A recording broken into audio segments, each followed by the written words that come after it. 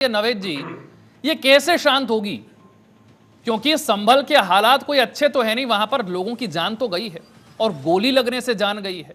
अभी तो क्लियर भी नहीं है कि ये गोली मारी किसने है, लेकिन हालात तो बेहद खराब रहे हैं।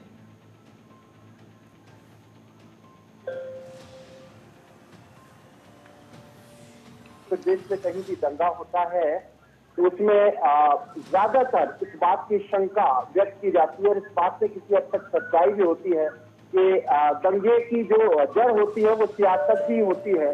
सियासतदान दंगा करा के और उसकी आग में अपनी रोटियां सेकते हैं, चाहे उसमें कोई भी राजनीतिक दल हो। मैं किसी एक राजनीतिक दल का नाम नहीं लूंगा क्योंकि इस दंगों से सियासी फायदे होते रहे हैं, सियासी नुकसान भी होते रहे हैं।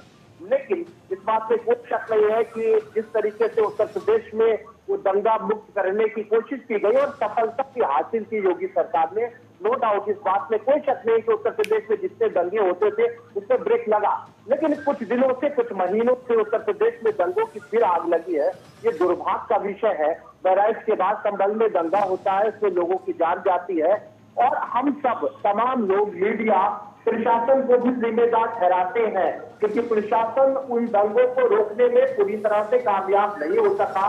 उन दंगों के बाद प्रशासन की ही जिम्मेदारी है कि दंगों को शांत किया जाए। अब वहां संभल में खासतौर से शांति व्यवस्था कायम रहे। प्रशासन की ही जिम्मेदारी है कि संभल पूरी तरह से संभल जाए, क्योंकि जिसको ये जिम्मेदारी दी गई है, जिसके पास ये जिम्मेदारी है, उसका ये कर्तव्य भी है और उसका ये अधिकार भी है कि वो ये तय करे कि वहां पर सियासत होना चाहिए, विपक्ष के प्रतिनिधिमंडल जाना चाहिए या नहीं जाना चाहिए, उनके जाने से क्या कोई नुकसान हो सकता है।